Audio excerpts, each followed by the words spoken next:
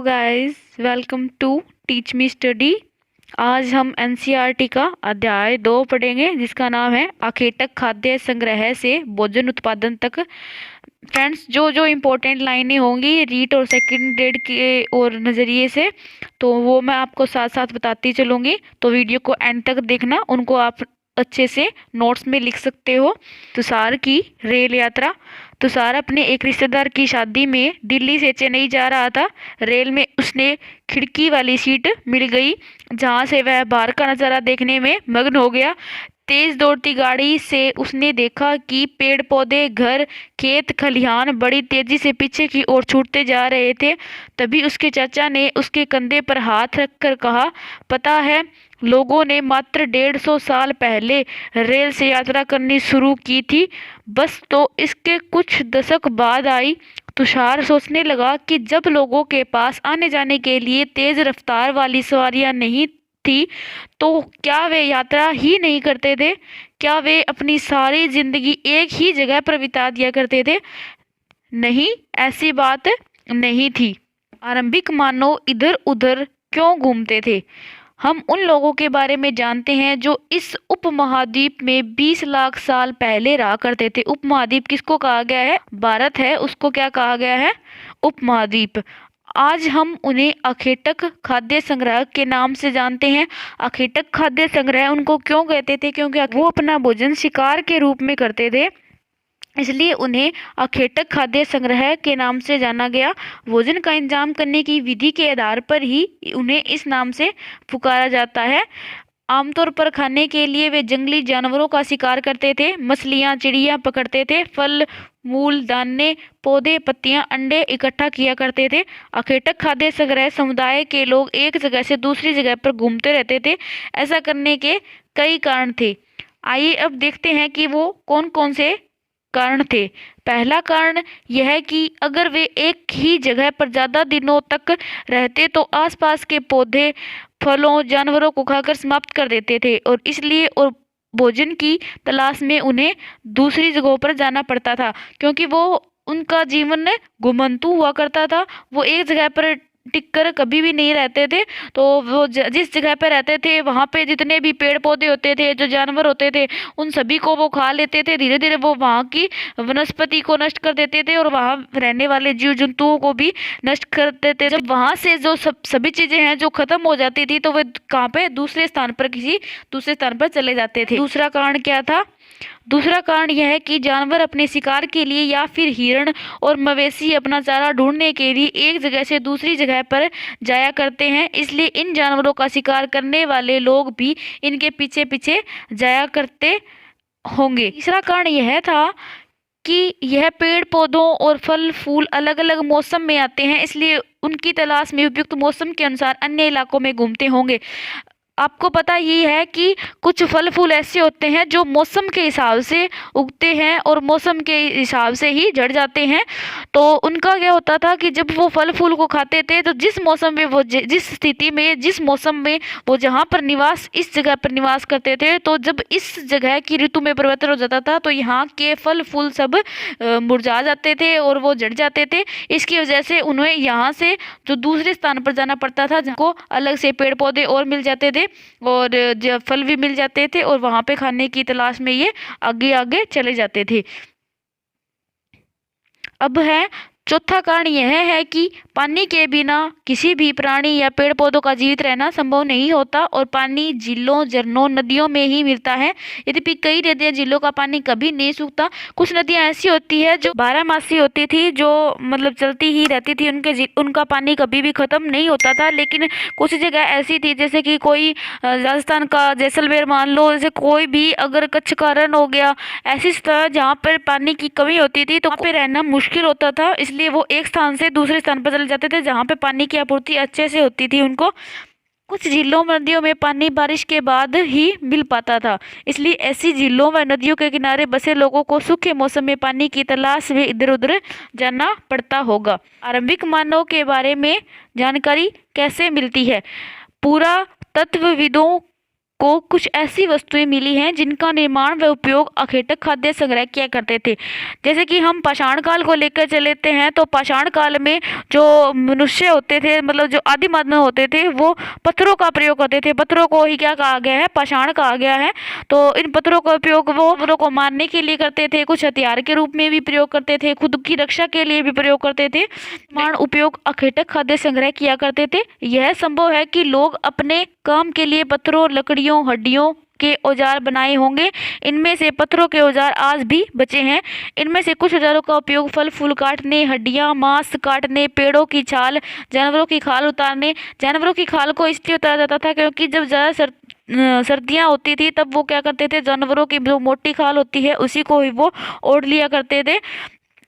तो कुछ के साथ हड्डियों या फिर लकड़ियों के मुट्ठे लगाकर भाले और बाण जैसे हथियार भी बनाए गए थे। कुछ औजारों से लकड़ियां काटी जाती थी। लकड़ियों का उपयोग ईंधन के साथ साथ झोंपड़ियों और औजार बनाने के लिए भी किया जाता था। औजार थे, इस तरह के औजारों का प्रयोग किया जाता था। तो पत्थर के औजार का उपयोग है यहाँ पे बाएं किस लिए करते थे, इसमें किस क्या दिया हुआ है, ये पेड़ को काटने के लिए पत्थर का प्रयोग किया गया है। इंसान के खाने योग्य जड़ों को खोदने के लिए किया जाता था। दाएं जानवरों की खाल से बने वस्त्र को सीलने के लिए किया जाता था।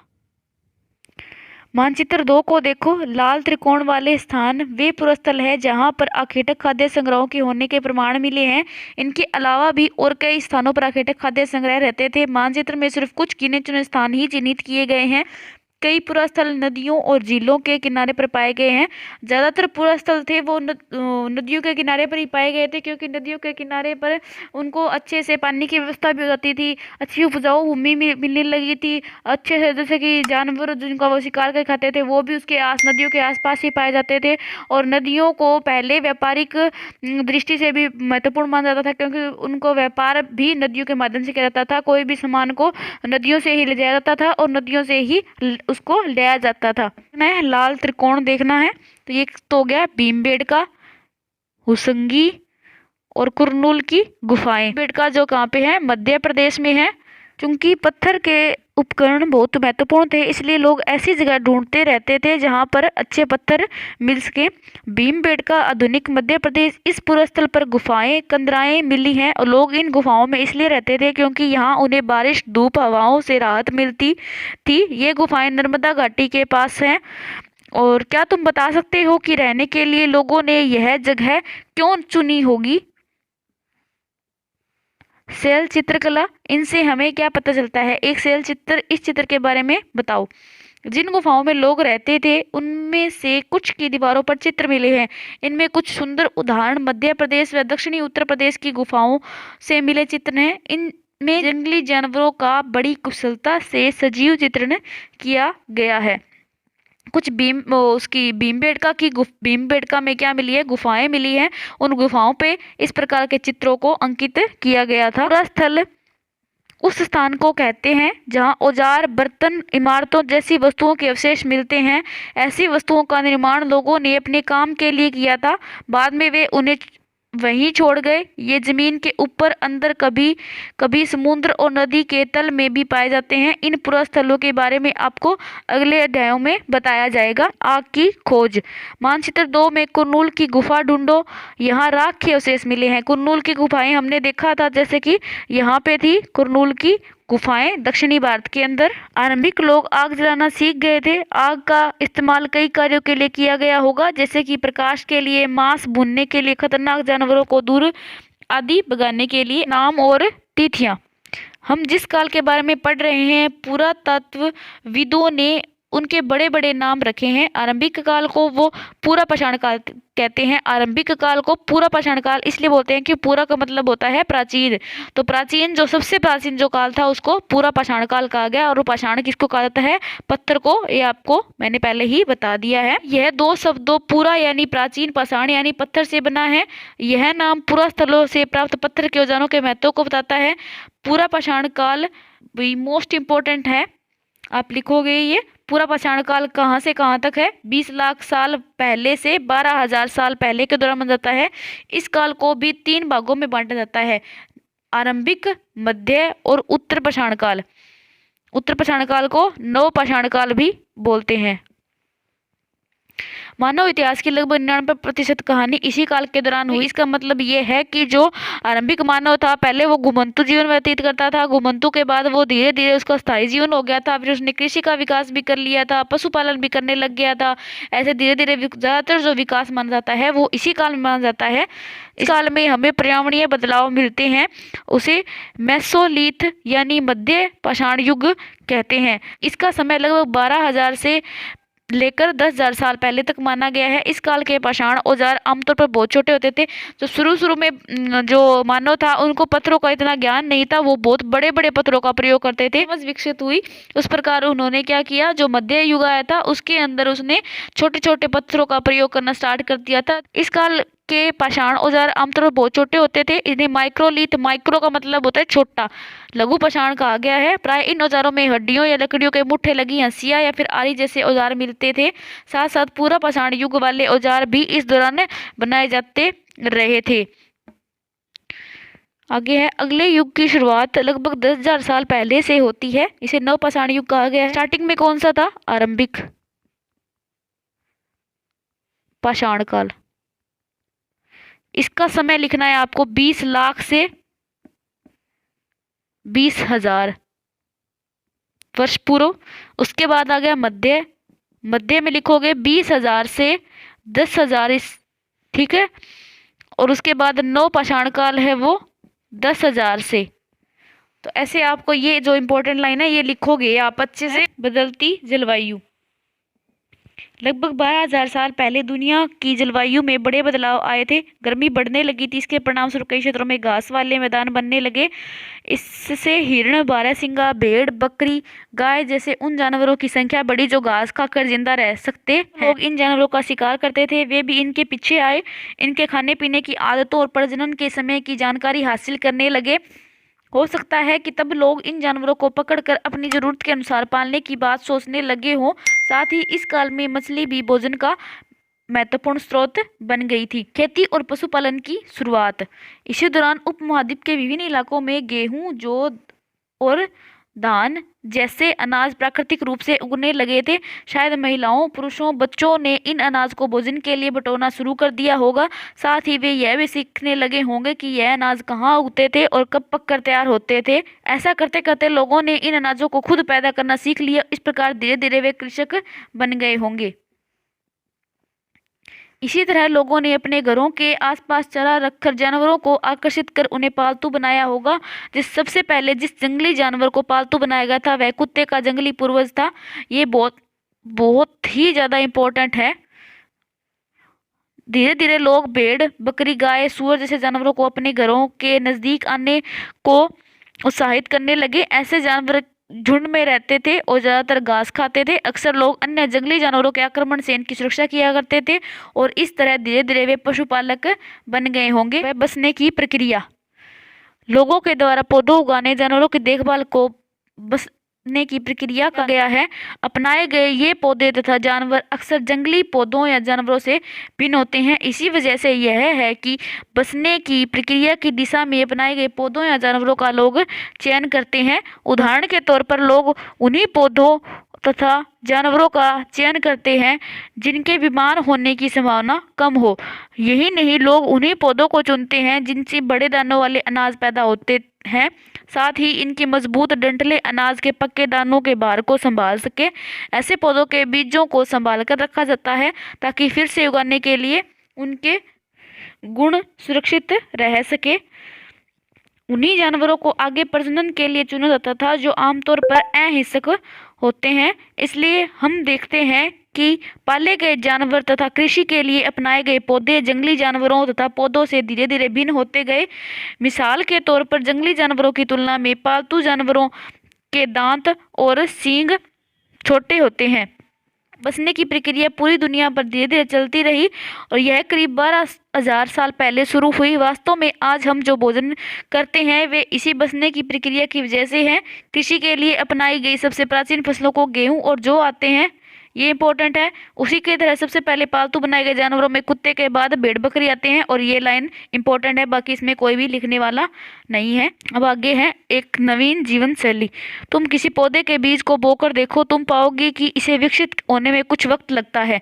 इसमें कुछ दिन, महीने या फिर साल तक लग जाते हैं। इसलिए जब लोग पौधे उगाने लगे तो उनकी देखभाल के लिए उन्हें एक ही जगह पर लंबे समय तक रहना पड़ता था। बीज बोने से लेकर फसलों के पकने तक, पौधों की सिंचाई करने, खरपतवार हटाने, जानवरों और चिड़ियों से उनकी सुरक्षा करने जैसे बहुत से काम शामिल होते थे। कटाई के बाद अनाज का उपयोग बहुत संभाल कर करना पड़ता था। अनाज को भोजन और बीज दोनों के रूप में बचा कर रखना आवश्यक था, इसलिए लोगों को इसके भंडारण की बात सोचनी पड़ी। इलाकों में लोगों ने मिट्टी के बड़े बड़े बर्तन बनाए, टोकरियां बुनी या फिर जमीन में गड्ढा खोदा। बताओ, जानवर चलते फिरते खाद्य भंडार। जानवर चलते फिरते खाद्य भंडार क्यों होते थे? इसलिए होते थे क्योंकि उस टाइम में इनके पास अनाज नहीं होता था, इसलिए वो जब जानवरों का शिकार करके खाते थे, तो इसलिए वो जानवर होते थे वो चलते फिरते इनके खाद्य के भंडार थे, यानी कि खाने के भंडार थे। जानवर बच्चे देते हैं और जिससे उनकी संख्या बढ़ती है। अगर जानवरों की देखभाल की जाए तो उनकी संख्या तो बढ़ती ही है, साथ ही उनसे दूध भी प्राप्त हो सकता है, जो भोजन का एक अच्छा स्रोत है। यही नहीं, जानवरों से हमें मांस भी मिलता है। दूसरे शब्दों में पशुपालन और भोजन के भंडारण का एक तरीका है। आरंभिक कृषकों और पशुपालकों के बारे में पता करें। मानचित्र 2 पृष्ठ संख्या 13 देखो। क्या तुम्हें कई नीले वर्ग दिख रहे हैं? पता है, इनमें से प्रत्येक बिंदु उस जगह को दर्शाता है जहां पुरातत्वविदों को शुरुआती कृषकों और पशुपालकों के होने के साक्ष्य मिले हैं। ये मैं आपको दिखा देती हूँ। जो क्या देखना है हमें, नीले वर्ग को बुर्जहोम, मेहरगढ़, कालडीहोवा, महागढ़ा, चिरांद जो बिहार में है, दाउजली हेडिंग, ये सभी हैं। और यहाँ पे किसके कृषि और पशुपालन के साक्ष्य हमें मिले हैं। ठीक है, ये पूरे उपमहाद्वीप में पाए गए हैं। इनमें से सबसे महत्वपूर्ण पश्चिमोत्तर क्षेत्र में, आधुनिक कश्मीर और पूर्वी तथा दक्षिणी भारत में पाए गए हैं। वास्तव में ये निर्दिष्ट स्थान कृषकों और पशुपालकों की बस्तियां थी या नहीं, इसे जानने के लिए वैज्ञानिक खुदाई में मिले पौधों और पशुओं की हड्डियों के नमूने का अध्ययन करते हैं। इनमें से सबसे रोचक जले हुए अनाज के दानों के अवशेष हैं। ये इंपॉर्टेंट है। ऐसा लगता है कि ये गलती से या फिर जानबूझकर जलाए गए होंगे। वैज्ञानिक इन अनाज के दानों की पहचान कर सकते हैं। इस तरह हमें पता चल सकता है कि इस उपमहाद्वीप के विभिन्न भागों में बहुत सारी फसलें उगाई जाती रही होंगी, और वैज्ञानिक विभिन्न जानवरों की हड्डियों की भी पहचान कर सकते हैं। स्थायी जीवन की ओर पुरातत्वविदों को कुछ पुरास्थलों पर झोपड़ियां व घरों के निशान मिले हैं, जैसे कि बुर्ज होम जो वर्तमान में जम्मू कश्मीर में है के लोग गड्ढे के नीचे घर बनाते थे, जिन्हें गर्तावास कहा जाता था। इनमें उतरने के लिए सीढ़ियां भी होती थी, इससे उन्हें ठंड के मौसम में सुरक्षा मिलती होगी। पुरातत्वविदों की झोंपड़ियों के अंदर और बाहर दोनों ही स्थानों पर आग जलाने की जगह मिली है। ऐसा लगता है कि लोग मौसम के अनुसार घर के अंदर या बाहर खाना पकाते होंगे। सारी जगहों से पत्थर के औजार भी मिले हैं। इनमें से कई ऐसे हैं जो पूरा पाषाण, मतलब जो प्राचीन आरंभिक पाषाण काल का है से भिन्न है, इसलिए उन्हें नवपाषाण युग कहा गया, क्योंकि छोटे छोटे पत्थरों का बाद में प्रयोग होने लगा था, इसलिए उन्हें नवपाषाण में शामिल किया गया है। इनमें वे औजार भी हैं जिनकी धार को और अधिक पैना करने के लिए उन पर पॉलिश चढ़ाई जाती थी। ओखली और मुसल का प्रयोग अनाज या वनस्पतियों से प्राप्त अन्य चीजों को पीसने के लिए किया जाता था। आज हजारों साल बाद भी ओखली और मुसल का प्रयोग अनाज पीसने के लिए किया जाता है। उसी तरह प्राचीन प्रस्तर युगीन औजारों का निर्माण और प्रयोग लगातार होता रहा। कुछ औजार हड्डियों से भी बनाए जाते थे। फ्रेंड, आपको पढ़ाने को मैं आपको ये वीडियो को लंबा भी खींच सकती हूँ, लेकिन मुझे पता है कि आजकल आपका टाइम है वो बहुत इंपॉर्टेंट है। मैं इन सभी वीडियोस को छोटा छोटा ही बना रही हूँ, जिससे कि आपका चैप्टर भी कंप्लीट हो जाए और आपको टाइम भी वेस्ट ना हो आपका थोड़ा सा भी। ठीक है, अब ये देखिए यहाँ पे ये नवपाषाण युग के कुछ उपकरण को दिए हुए हैं। ये छोटे छोटे उपकरण बाद में प्रयोग धीरे धीरे होने लग गए थे, ये दिखाया हुआ है। मैं आपको इतनी वीडियो में ही वो मैटर उपलब्ध करवा दूंगी जो हम एक एक घंटे की क्लासेस में देखते हैं। हम सीधा टॉपिक पे ही बात करेंगे। नवपाषाण युग के पुरास्थलों से कई प्रकार के मिट्टी के बर्तन मिले हैं। कभी कभी इन पर अलंकरण भी किया जाता था और बर्तनों का उपयोग चीजों को रखने के लिए किया जाता था। धीरे धीरे लोग बर्तनों का प्रयोग खाना बनाने के लिए भी करने लगे। चावल, गेहूं, दलहन जैसे अनाज अब आहार का महत्वपूर्ण हिस्सा बन गए थे। इसके साथ साथ अब लोग कपड़े भी बुनने लगे थे। इसके लिए कपास जैसे आवश्यक पौधे उगाए जा सकते थे। क्या ये परिवर्तन हर जगह एक साथ ही आ गए होंगे? ऐसी बात नहीं है। एक तरफ जहां कई जगहों पर स्त्री पुरुष शिकार और भोजन संग्रह करने का काम करते रहे थे, वहीं अन्य लोगों ने हजारों सालों के दरमियान धीरे धीरे खेती और पशुपालन को अपना लिया। बहुत जगह लोग मौसम के मुताबिक बदल कर अपनी जीविका चलाया करते थे। अब आगे है सूक्ष्म निरीक्षण। मेहरगढ़ में जीवन और मृत्यु। मानचित्र 2 को देखिए। पृष्ठ नंबर 13 में मेहरगढ़ ढूंढो। मेहरगढ़ कहाँ पे है? मेहरगढ़ पाकिस्तान में है भाई।